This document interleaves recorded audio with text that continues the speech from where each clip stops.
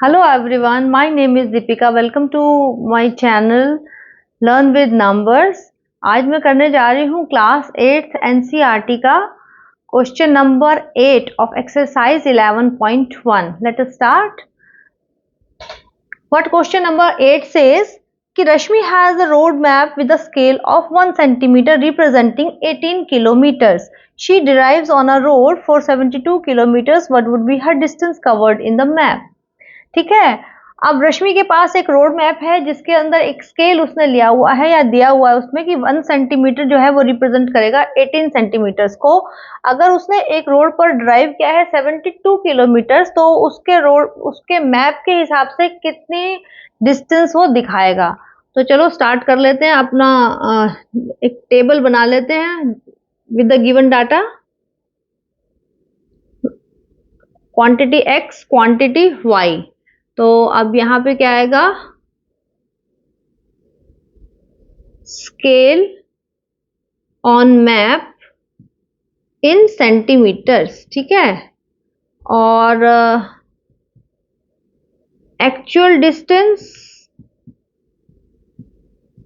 इन kilometres, है ना, ये भी लिखने जरूरी है बच्चों. ठीक है, तो अब यहाँ पे क्या होगा कि अगर वो 1 सेंटीमीटर स्केल है रिप्रेजेंट करता है तो वो 18 किलोमीटर चलता है, मतलब किलोमीटर को दिखाता है, रिप्रेजेंट करता है. अगर वो 72 किलोमीटर कही है तो बताओ वो इस मैप पे वो कितना सेंटीमीटर शो करेगा. तो देखो, जैसे अगर डिस्टेंस भी जो है एक्चुअली में इंक्रीज होगा तो उसके जो मैप के ऊपर भी सेंटीमीटर्स इंक्रीज होंगे ना, तो फिर से ये डायरेक्ट प्रोपोर्शन का क्वेश्चन हो गया. तो it is in direct proportion.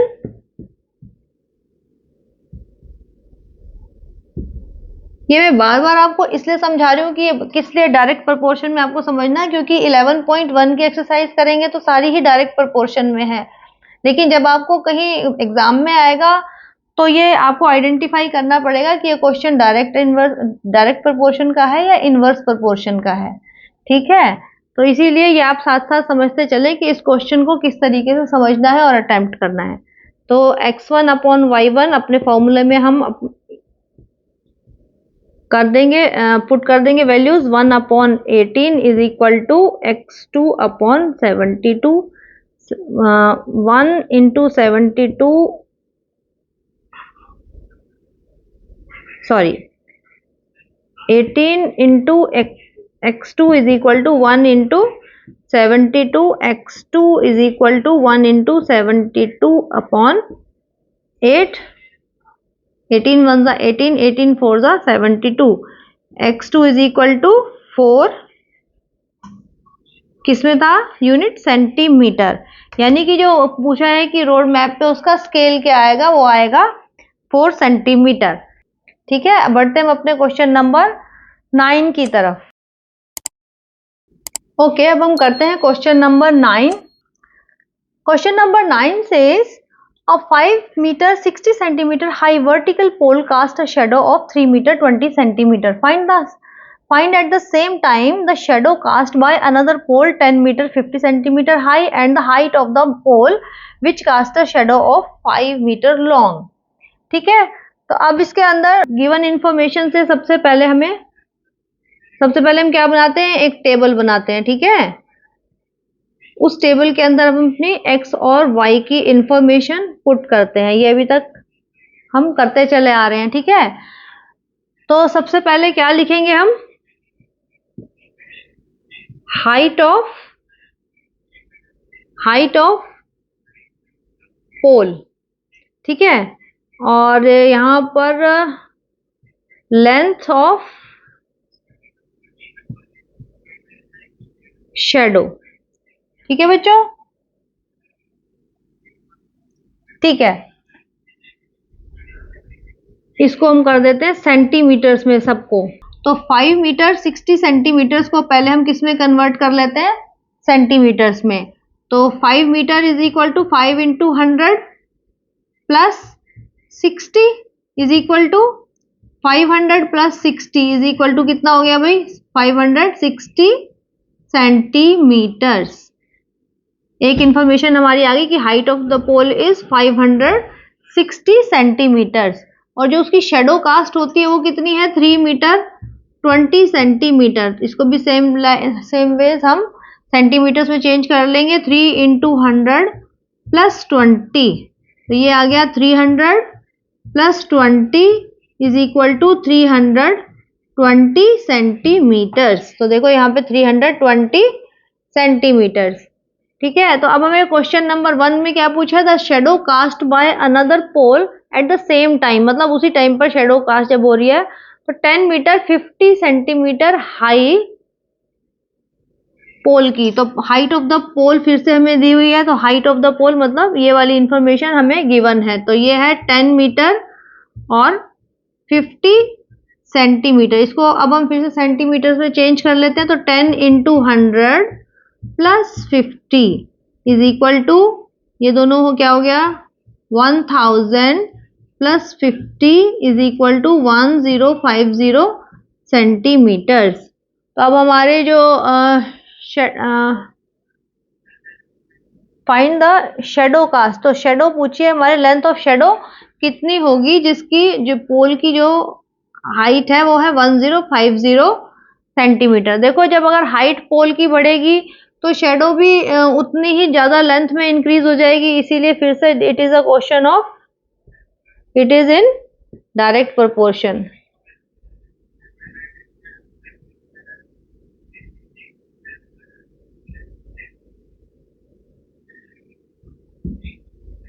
ठीक है, तो फिर वही x1 upon y1 is equal to x2 upon y2, तो ये हो जाएगा 560 upon 320 is equal to 1050 upon y2, है ना, क्योंकि ये है x1, ये है y1, ये है x2 और ये है y2, है ना। तो अब देखो क्रॉस मल्टीप्लीकेशन कर देंगे, 560 into y2 is equal to 1050 into 320, तो y2 is equal to 1050 into 320, और ये मल्टीप्लिकेशन में था तो यहाँ पे डिवीजन में आ जाएगा 560। तो कट करते हैं, 0 से 0 कैंसिल कर देते हैं, 8 4 जा 32, 8 7 जा 56, 7 1 जा 7, 7 5 जा 35 एंड 0, तो 15 4 जा 600, तो y2 आया हमारा 600 सेंटीमीटर्स। तो अब 600 सेंटीमीटर्स किसके इक्वल हो जाता है, 6 मीटर्स के इक्वल हो जाता है। ठीक है, अब हम इसका सेकंड पार्ट करते हैं, उसके लिए मुझे इसको इरेज करना पड़ेगा। हम टेबल को छोड़ देते हैं, अपनी टेबल को, इसमें हम सेकंड का वैल्यू पुट करेंगे।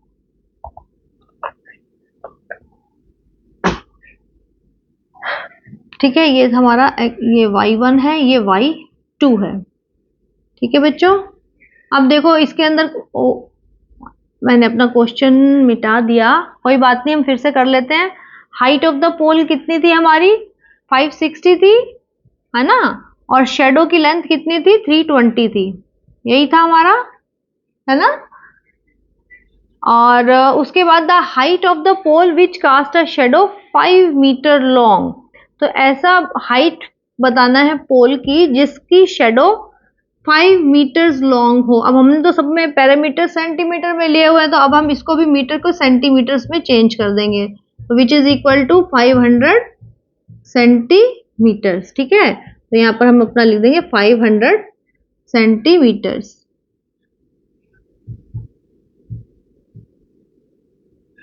ओके, बस again it is in direct proportion, है ना, कि अगर लेंथ शेडो की इंक्रीज हुई है इसका मतलब हाइट पोल की इंक्रीज ही हुई होगी। इसके लिए फिर से हम अपना फॉर्मूले के अंदर अपना वैल्यू पुट कर देते हैं। ये आया 560 upon 320 is equal to x2 upon 500, and ये आया 320 into x2 is equal to 560 into 500। ठीक है, तो x2 इज इक्वल टू क्या हो जाएगा 560 इंटू 500 अपॉन 320। देखो ये x2 के साथ में 320 था, मल्टीप्लीकेशन में था, डिवीजन में आ गया, फिर 0 से 0 कैंसिल कर दी, फिर से वही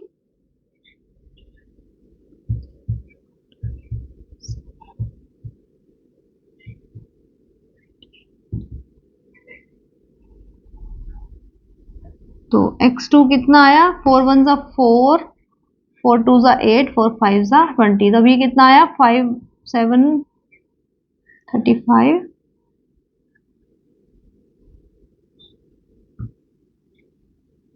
ठीक है, ये किस में आया हमारा सेंटीमीटर्स में। तो अब हम इस सेंटीमीटर्स को फिर से हम मीटर में कन्वर्ट करेंगे तो क्या आएगा 8 मीटर एंड 75 सेंटीमीटर। x2 की वैल्यू हमारी आ गई। इसका मतलब यह है कि अगर देखो हमारी लेंथ शेडो की इंक्रीज हुई थी तो देखो जो हाइट ऑफ द पोल था वो भी इंक्रीज था, इसीलिए डायरेक्ट प्रोपोर्शन का क्वेश्चन है। ठीक है, बढ़ते हैं हम अपने क्वेश्चन नंबर 10 की तरफ।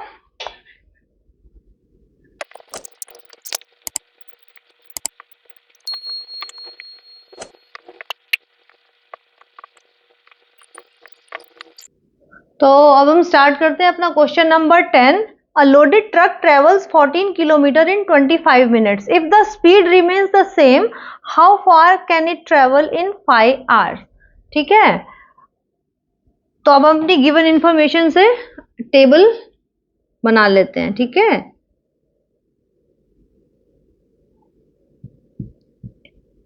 क्वेश्चन नंबर 10 हमारा एक्सरसाइज का इस 11.1 का लास्ट क्वेश्चन है। तो फिर से अब हम देख लेते हैं इसके जो लोडेड ट्रक ट्रेवल्स, तो डिस्टेंस है ना, डिस्टेंस किस में है किलोमीटर्स में। ठीक है, और टाइम किस में है हमारा मिनट्स में। ओके, तो जो पहला पैरामीटर में दिया हुआ है वो किलोमीटर्स में है, ये x1, ये y1, x2 और ये y2। तो 14 किलोमीटर ट्रेवल करता है 25 मिनट्स में। तो how far can it travel in 5 hours. देखो अब यहाँ तो हमारा मिनट्स है, हम यहाँ पे 5 आवर्स तो नहीं लिख सकते ना, अगर यहाँ मिनट है तो यहाँ पे भी मिनट ही होना चाहिए। ठीक है, इस बात का आपको ध्यान रखना है कि जो जैसे अगर ये किलोमीटर में तो ये भी किलोमीटर में होना चाहिए, ये मिनट्स में है तो ये भी मिनट्स में होना चाहिए।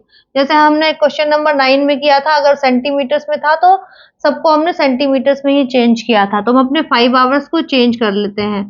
तो 1 hour is equal to 1 hour is equal to how many minutes 60 minutes. तो 5 आवर्स में कितने मिनट्स हो जाएंगे हमारे 5 into 60 is equal to 300 minutes. ठीक है, तो we have to find out how far, मतलब कितना डिस्टेंस कवर करेगा 300 मिनट्स में। देखो जैसे ये डिस्टेंस और टाइम जो होता है ये डायरेक्ट प्रोपोर्शन में होता है हमेशा ही। ठीक है, इस तरीके का भी क्वेश्चन आ जाता है कि डिस्टेंस और टाइम कैसे किस प्रोपोर्शन में है, डायरेक्ट में है या इनवर्स में है। तो ये हमेशा डायरेक्ट में रहते हैं, क्योंकि अगर जैसे टाइम बढ़ेगा किसी चीज का तो डिस्टेंस भी बढ़ेगा ना, कि अगर हम 1 घंटे के अंदर किधर कहीं जा रहे हैं, ठीक है, तो 1 घंटे में, तो अगर हमने टाइम डबल कर दिया 2 टाइम्स कर दिया तो हमारा डिस्टेंस भी तो 2 टाइम्स बढ़ जाएगा ना, हम 2 टाइम्स दूर चले जाएंगे। ठीक है, तो it is in direct proportion.